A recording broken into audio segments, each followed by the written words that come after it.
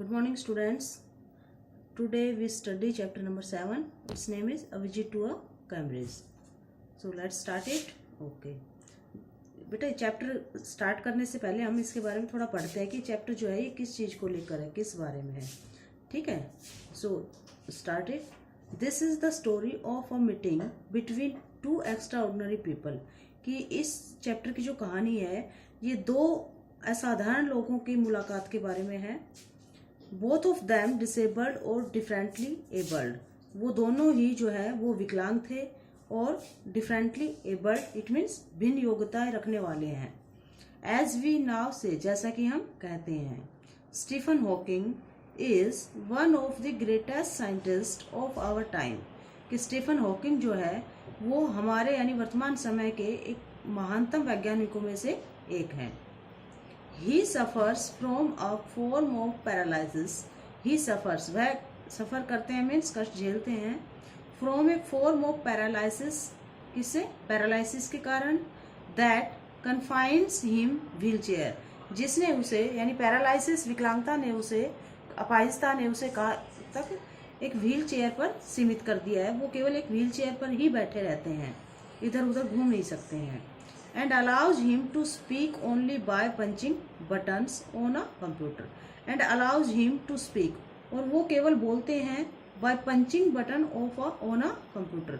Computer पर केवल button दबाकर ही वो बातें करते हैं, बोलते हैं.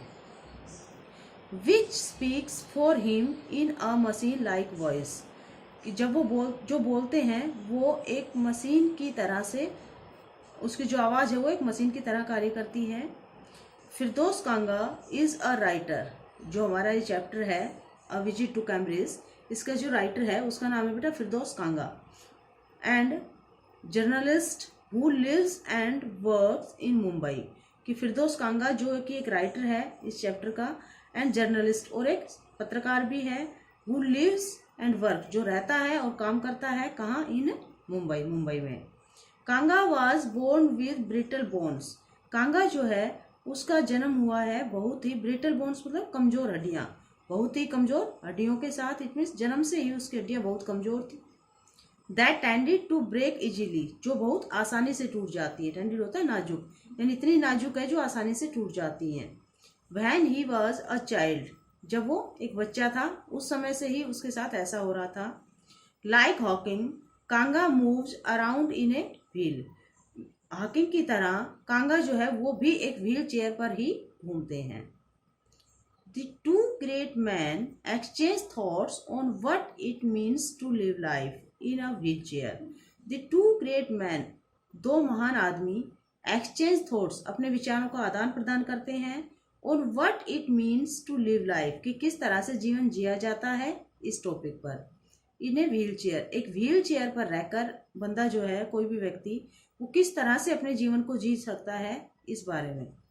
And on how the so called normal people react to the disabled. And on how, और किस तरह से जो नॉर्मल पीपल है वो उन डिसेबल्ड के साथ रिएक्ट करते हैं, प्रतिक्रिया करते हैं. ये सब लेकर, इन सब बातों को लेकर वो अपने विचारों का आदान प्रदान करते हैं. कैम्ब्रिज वाज, अब चैप्टर स्टार्ट होता है आपका.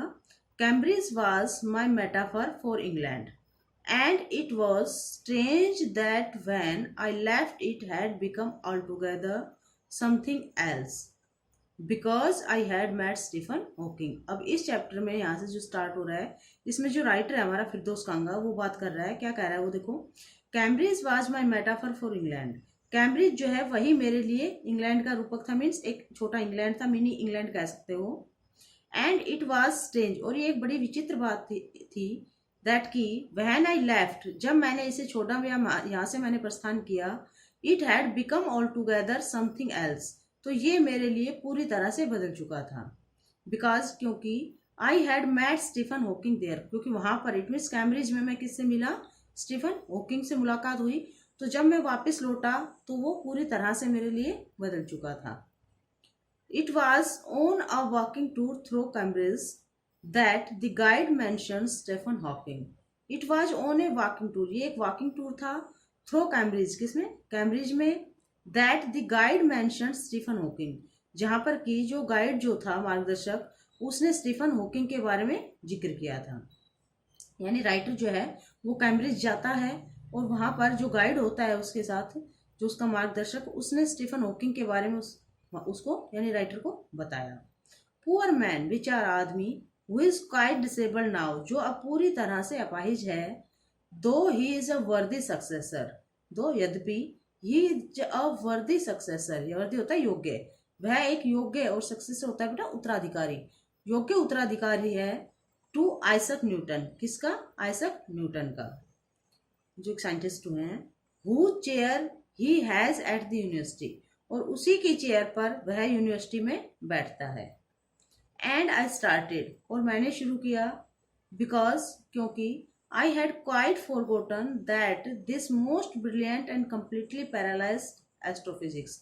देखिए, एंड आई स्टार्टेड, और फिर मैंने कहना शुरू किया, बिकॉज, क्योंकि, आई हैड क्वाइट फॉरगॉटन, क्योंकि मैं पूरी तरह भूल चुका था, दैट की, this most brilliant and completely paralyse, कि ये बहुत ही ब्रिलियंट एंड कंप्लीटली और पूरी तरह से पैरालाइज्ड एस्ट्रोफिजिक्स, एस्ट्रोफिजिक्स होता है बेटा a scholar of astrophysics branch of physics dealing with stars. It means जो किनका, जो स्टार्स वगैरह जो होते हैं उनका जो स्कॉलर हो, विद्वान हो, उनका जो जानकार हो या उनका जो एक्सपर्ट हो, उसको कहते हैं। ठीक है। The author of a brief history of times, one of the biggest best seller ever lived there. अब देखिए यहां से, एंड आई स्टार्टेड, और मैंने शुरू किया, बिकॉज, क्योंकि, आई हैड क्वाइट फॉरगॉटन, क्योंकि मैं पूरी तरह से भूल चुका था, दैट की, this most brilliant and completely paralysed astrophysics, कि ये जो सबसे शानदार और प्रतिभावान भी कह सकते हो आप यहाँ पे, और पूरी तरह से पैरालाइज्ड दो एस्ट्रोफिजिक्स थे।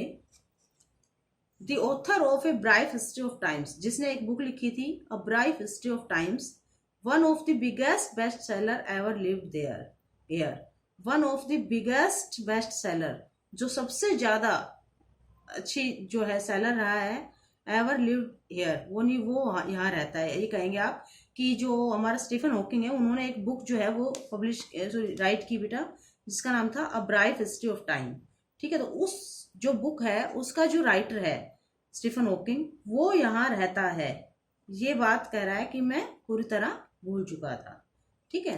तो आज यहीं तक के लिए, कल जो है इससे नेक्स्ट करेंगे। Okay, thank you.